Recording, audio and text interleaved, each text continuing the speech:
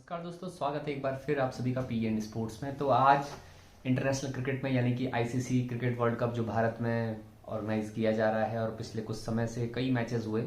लेकिन आज एक इंसिडेंट ऐसा हुआ जो कि आज दिन में श्रीलंका वर्सेस बांग्लादेश जो मैच हो रहा था उसमें एक इंसिडेंट ऐसा हुआ जो क्रिकेट के इतिहास में पहली बार हुआ। और सिर्फ वनडे क्रिकेट नहीं बल्कि अक्रॉस ऑल द फॉर्मेट्स यानी कि वनडे, टी20 और टेस्ट मैच, टेस्ट क्रिकेट, तीनों के फॉर्मेट्स की अगर बात की जाए तो तीनों ही फॉर्मेट्स में पहली बार ऐसा इंसिडेंट हुआ है जहां पे कोई भी खिलाड़ी बिना बॉल को फेस किए हुए आउट हुआ है। यानी कि टाइम्ड आउट जो लॉ है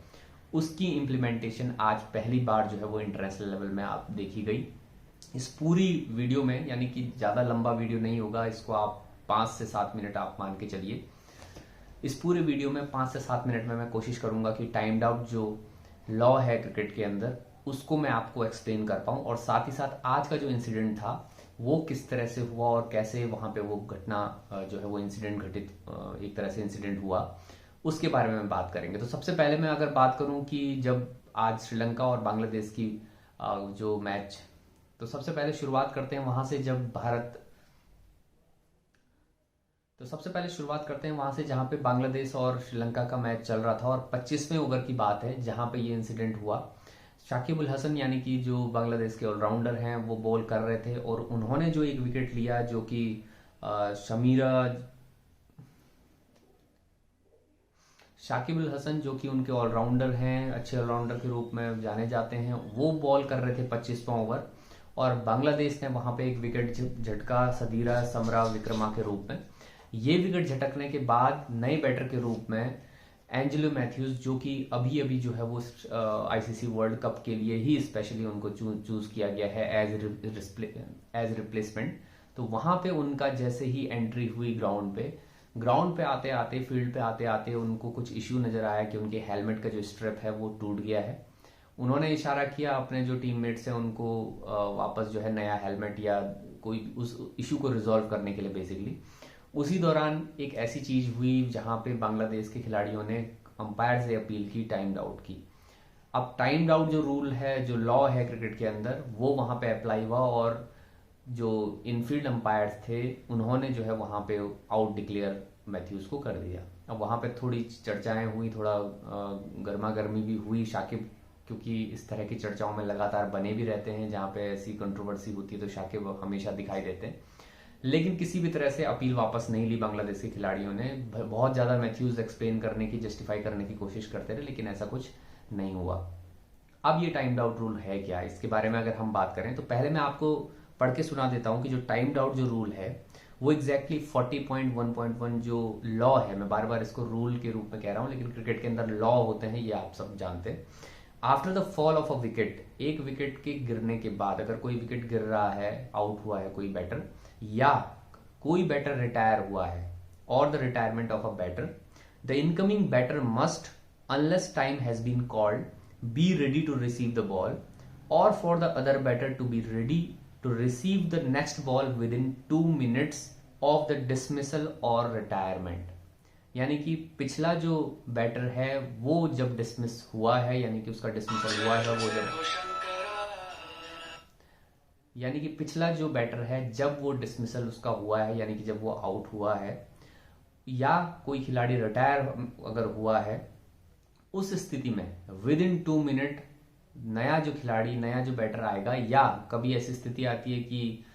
नॉन स्ट्राइकर एंड का जो खिलाड़ी है वो जो है स्ट्राइक ले रहा होगा, तो उसे विद इन 2 minute, डिसमिसल से वो 2 minute की बात होती है, डिसमिसल से 2 minute के अंदर उसे गार्ड लेना होगा, यानी कि उसको बॉल प्ले करने के लिए, फेस करने के लिए रेडी रहना होगा। ये रूल, ये लॉ ये कहता है। फिर ये कहता है if this requirement is not met, अगर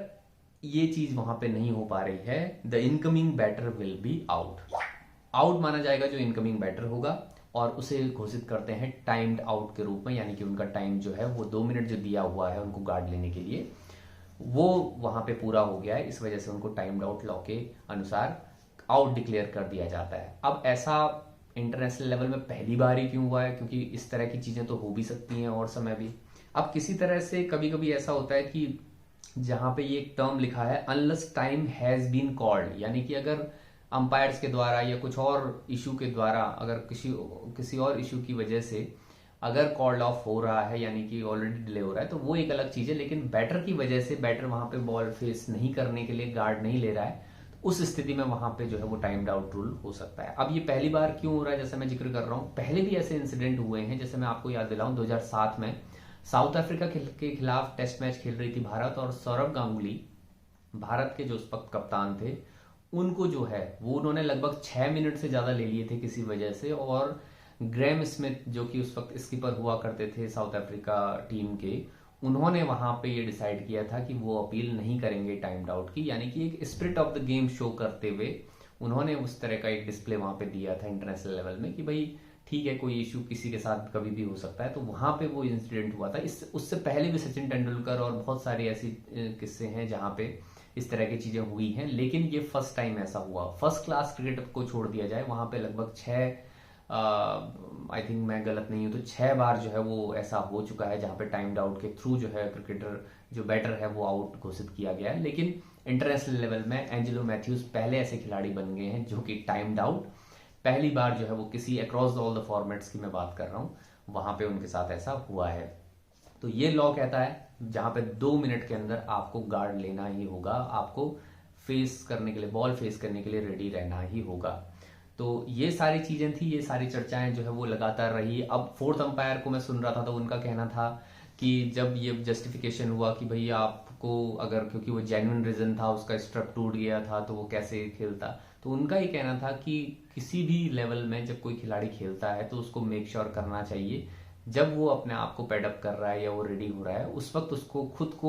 खुद की प्रिपरेशन के तौर पे ये सारे इक्विपमेंट को उनको वेल इंश्योर्ड होना चाहिए कि वो सारी चीजें ठीक हैं। क्योंकि और वो भी खासकर तब जब हम अंतर्राष्ट्रीय स्तर की बात कर रहे हैं, तो वहां पे इस तरह की जो चीजें हैं कि भाई स्ट्रिप ढीला हो गया, टाइट हो गया, टूट गया, ये सारी चीजें शायद वहां पे थोड़ा सा जायज नहीं है, उनका कहना ये था। और उन्होंने कहा था कि इक्विपमेंट्स अपने पहले से आपको चेक करने चाहिए, और उन्होंने ये भी बोला कि विद इन 15 सेकंड तो एटलीस्ट आपको वॉक इन कर जाना चाहिए, और आपके पास इनफ टाइम होता है जब आप 2 मिनट के अंदर अपना जो है वो पहला बॉल फेस करने के लिए रेडी रह सकते हो। तो ये सारी चीजें वहां पे हुई। कई एक्सपर्ट्स ने कुछ और कहा, कई लोगों का मत था कि भाई स्पिरिट ऑफ द गेम के खिलाफ होगी ये बात, शाकिब अल हसन और उनके मेट्स को ये अपील वापस लेनी चाहिए थी या अपील करनी नहीं चाहिए थी। कई लोगों का कहना था ये नहीं भाई, लॉ के अंदर है तो क्यों ना इम्प्लीमेंट किया जाए, क्यों ना उसका एडवांटेज ले कोई टीम।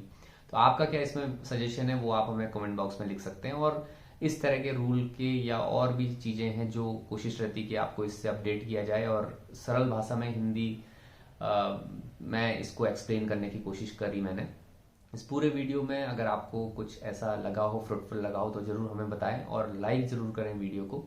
साथ ही साथ चैनल को सब्सक्राइब करें अगर अभी तक आपने नहीं किया है, ताकि और जितने भी तरह के वीडियोस हम लगातार स्पोर्ट्स कंटेंट, फिजिकल एजुकेशन के भी होते हैं, स्पोर्ट्स से रिलेटेड होती हैं। इंटरव्यू एक अभी रिसेंट टाइम में मैंने जो डॉक्टर संजय भारद्वाज सर, जो कि गौतम गंभीर के इनिशियल लेवल के कोच रहे हैं, उनका किया था। वहां पे माफी चाहेंगे कि साउंड की कुछ डिस्टर्बेंसेस हुए, कुछ हमारी मिस्टेक्स की वजह से, उसके लिए माफी चाहेंगे। लेकिन आने वाले समय में और भी अच्छे इंटरव्यूज होंगे। वहां पे साउंड का इशू जरूर है, लेकिन कुछ ऐसी चीजें उन्होंने जरूर कही हैं जो हम बेस्ट क्लिप्स के रूप में भी आपके लिए जो है वो पोस्ट करेंगे। लेकिन फिर भी आप उस इंटरव्यू को देखेंगे तो काफी चीजों से आप इंस्पायर कर सकते हैं। तो फिलहाल इस वीडियो में इतना ही, आगे भी आपसे इसी तरह से जुड़ते रहेंगे। बहुत बहुत धन्यवाद।